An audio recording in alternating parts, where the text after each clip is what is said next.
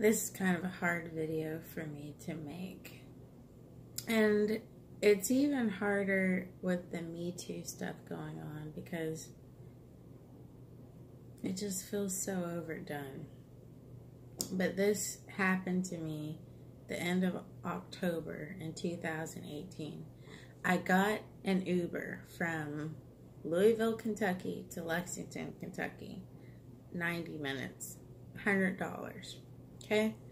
So I walk up. As I'm walking up, I'm looking at the app to see who it's going to be. His name is Muhammad. And it says he's from Iraq. And I thought, okay, cool. No problem. So I go up, I get in the vehicle, and he's a very polite guy. He's pretty big, but he was polite. And I had no issues, no reservations getting into his car. I got into the back, and we took off. So I was just kind of talking to him. I used to drive for Uber, so I'm like, you know, what did you think when you saw that this is a 90-minute trip? And he was like, man, I almost canceled it. He wasn't too thrilled. You know, he lived in Louisville, so he'd have to, you know, drive all the way back. And who knows if he's going to get a fare. So I had compassion on him, and I said, you know, if you need to stop at a gas station or anything like that, I'll buy you a drink. So, you know, I know this is, you know, a long way. And so we did stop at a gas station. And he didn't let me buy him a drink. He bought my drinks. And what I bought was a mixer because I wanted to kind of pregame for the party that I'm going to in Lexington. And I had a little bottle of Belvedere. So, yeah, he wouldn't let me buy him a drink. He bought my drinks. And as we're walking out to the car, he says, well, do you smoke? I'm like, yeah. And he's like, well, sit in the front. And, you know, he was talking about smoking cigarettes. I'm like, all right. So I didn't feel that great about sitting in the front. I kind of wanted to just sit in the back and chill and have my little cocktail that I was going to make. So I kind of, you know, shuffled around, got the things I needed, and put them up front, sat with them up front. So he proceeds to smoke a cigarette. He doesn't speak really good English. But as I'm pouring the drink, I'm like, are you Muslim? And he says, yes. And I said, oh, okay, so you don't drink? And he's like, no. Just like making sure. I'm like, I'm still going to drink this cocktail in your car. And so it's all going pretty okay. You know, he doesn't speak very good English, so we have a little bit of light conversation. He did tell me, you know, about going to Tijuana and buying women for $10. I was a little bit like, oh, okay. You know, but I know how to just play the game. And I was like, cool. Hey, can't beat a deal like that. And so, yeah, we're riding along. He's telling me about his other job, which is a massage therapist at a hotel in Louisville. Like, all right. I was kind of trying to wrap my mind around what it would be to get a massage from this big Muslim dude that, like, smells of cigarettes and has that old, like, cigarette breath. And, you know, I was like, all right, I buy it. So then he was like, do you like massage? I'm like, yeah, I like massage. He's like, give me your hand. So I give him my hand. Mind you, he's driving. And he immediately goes for my arm. I'm wearing this outfit, by the way. This is a frumpy sweater dress, and I had pants on under it. No makeup. I'm not thinking, you know, anything. And so then he massages my arm. Then he goes for the shoulders. I'm like, all right, all right. You know, getting a massage and an Uber ride. It's great, 5 stars. And we're going along. He's driving the whole time, doing a good job. And then he starts to get under my clothes. And I'm like, oh, God, is it really that kind of party? And I'm thinking, you know, surely he doesn't want to lose his job. Surely he's not going to do anything to jeopardize his job. So he goes under my clothes, and then he goes for the side boob. When he gets there, I'm like, yeah, this is bad. This is shitty. So let me tell you what it's like outside. It's raining cats and dogs. It's dark and nothing but highway. Pretty lonely highway. I mean, there's people, but there's nothing around. There's, you know, exits here and there, but it's dark, rainy, lonely. About 9, 10 o'clock. It's late.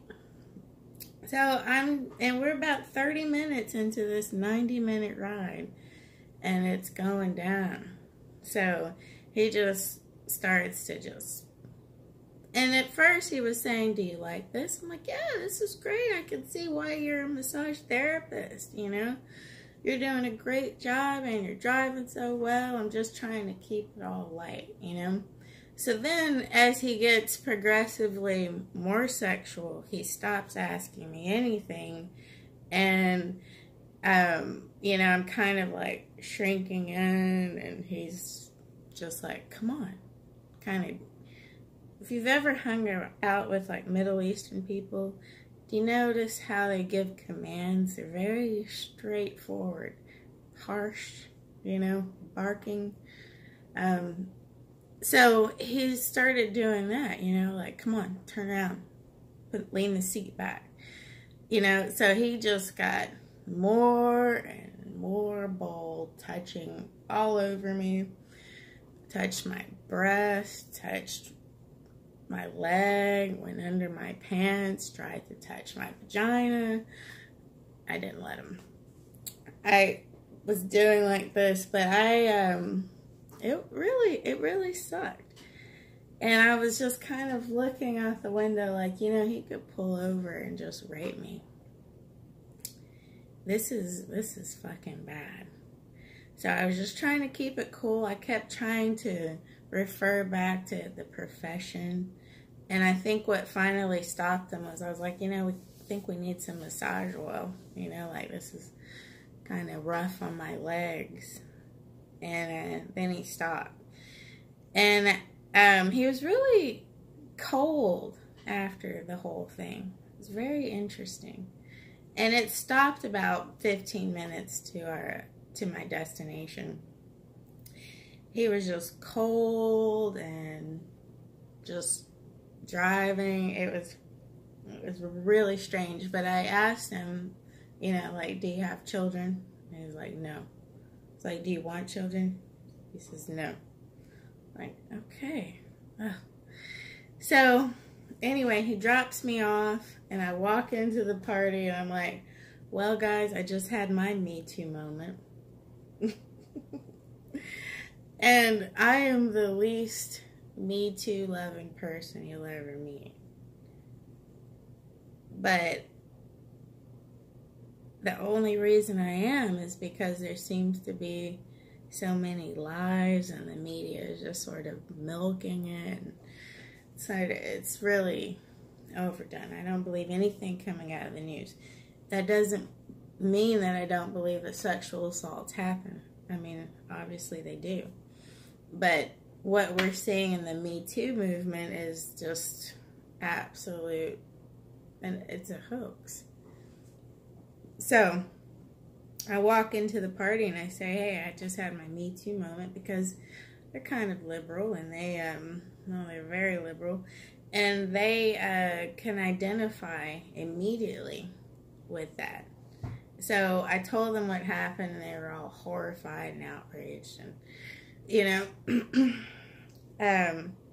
And it put a bit of a damper on the trip. It was about a 3-day trip. And so, you know, at the end of every night after we've gone out and partied, I have these breakdowns and I have to talk about it. And they're like, you know, mad at the guy because they're constantly having to talk about it. And they're like, wasn't your fault, Bernie. I'm like, I know, but I should have been a little bit smarter about it. So, let me post his picture up, by the way. I'll do that right here. He's a big dude, right? What if I had been a younger person? And one thing he kept trying to do was saying, hey, just tell them that you're not coming. Tell them you want to come with me. You should just come with me. And I kept saying, no, they're waiting on me. You know, I'm ready to see my friends. But what if I had been a younger person or a person that was more diminished mentally? Could have gone really badly. I played with that guy's mind in such a way that he didn't even feel like I wasn't going to tip him. I made everything seem okay because I just wanted to get to my destination. I didn't want him to feel threatened, like, oh my God, is she going to report me? Is this not okay? You know, I didn't want him to feel anything because he's obviously off if he felt like it was okay to touch a passenger while you're driving in an Uber. So, brings up another question. You know, this is going on in a lot of other countries. Germany is really, you know, having a hard time with these, you know, Middle Eastern Muslim men coming over. And I'll tell you from personal experience, they're horny. They are hornier than American men by far. They're not getting soft peat in their food every day. They're horny, okay? And they're coming over to these countries. Maybe they've been looking at porn. I don't know why he felt like that was okay to do. They don't think that highly of women, do they?